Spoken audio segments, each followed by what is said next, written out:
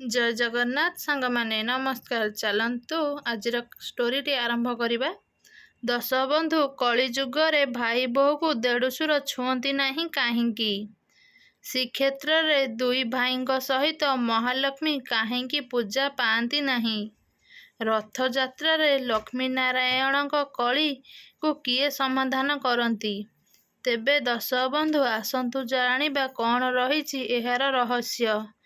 चलतु भिडियोटी को आरंभ करिबा। भिडियोटी को आरंभ करिया पूर्व जदि आपण माने आम चैनल नुआ तेबे भिडियोटी को लाइक करने सहित चैनल को सब्सक्राइब करने को जमारू भूलंतु नहीं। आसतु भिडियोटी को आरंभ करिबा। आमे जानिछे माता लक्ष्मी भगवान श्री जगन्नाथ को विवाह करिछंती। महालक्ष्मी जगन्नाथंकर पत्नी प्रभु बलभद्र जगन्नाथंकर बड़ भाई होइथिबारु लक्ष्मींकर देढ़शुर। बलराम दास लक्ष्मी पुराण रे वंदना करिसेंती। कमलिनी कहउछंती तुलसी दास ब्राह्मणी देढ़शुर मोर जे अटंती हल प्राणी। कली जुगरे मानव समाज पाई प्रत्येक बड़ भाई सान भाई पत्नीर देढ़शुर अटंती। देढ़शुर को छुईबा पाई बारण रहिछि। एही प्रसंग बलराम दास लक्ष्मी पुराण रे कहिछंती। माँ महालक्ष्मी बलभद्र को छुईबे नहीं। बड़ देउल रे देढ़शुर बलभद्र अवस्थान करिथिबारु माँ महालक्ष्मींकर मंदिर बड़ देउलर अंतिम द्वार रे रहिछि। किंतु प्रश्न उठे काहींकी भाई बोहू देढ़शुर को छुईबा बारण रहिछि। एही प्रसंगटी त्रेतया जुगर प्रभु श्रीराम अवतार को नहीं स्वतंत्र कहानीटीए रामायण रे वर्णित। लक्ष्मण चरित्र सेवा और आशीर्वादर प्रतीक।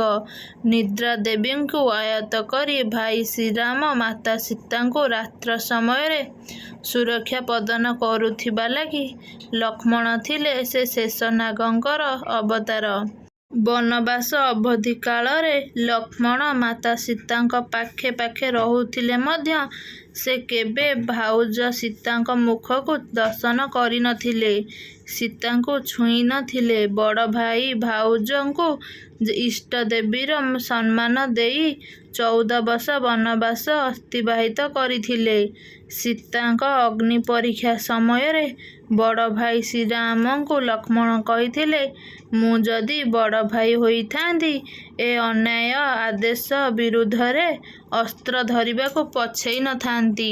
श्रीरामचंद्र लक्ष्मण को द्वापर जुगरे बड़ भाई हेबार वरदान देइथिले।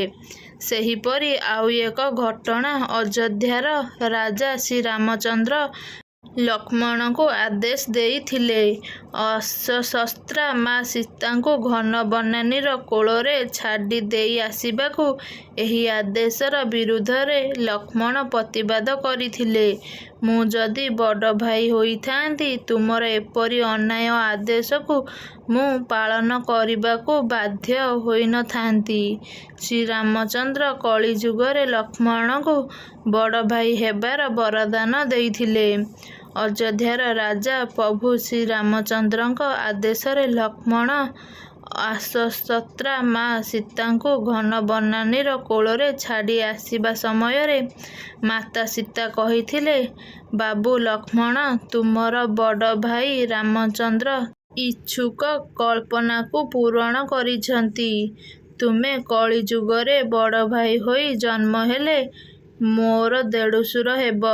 त्रेतया जुगरे सीता को तुमे जेपरि सम्मान देइछ कली जुगरे मु महालक्ष्मी रूपरे मु तुमको सेहीपरि सम्मान देबी।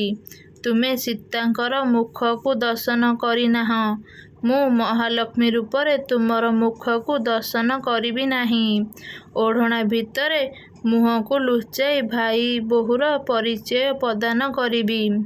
तुमे सीतार पाद को दर्शन करी प्रणाम करिच।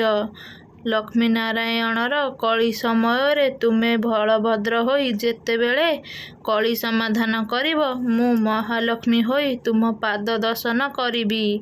ମୁଁ ପ୍ରଣାମ କରିବି। ତୁମେ ସୀତାକୁ ସମ୍ମାନ ଦେଇ ଛୁଇଁ ନାହଁ, ମୁଁ ମହାଲକ୍ଷ୍ମୀ ହୋଇ ତୁମକୁ ସମ୍ମାନ ଦେଇ ଛୁଇଁବି ନାହିଁ।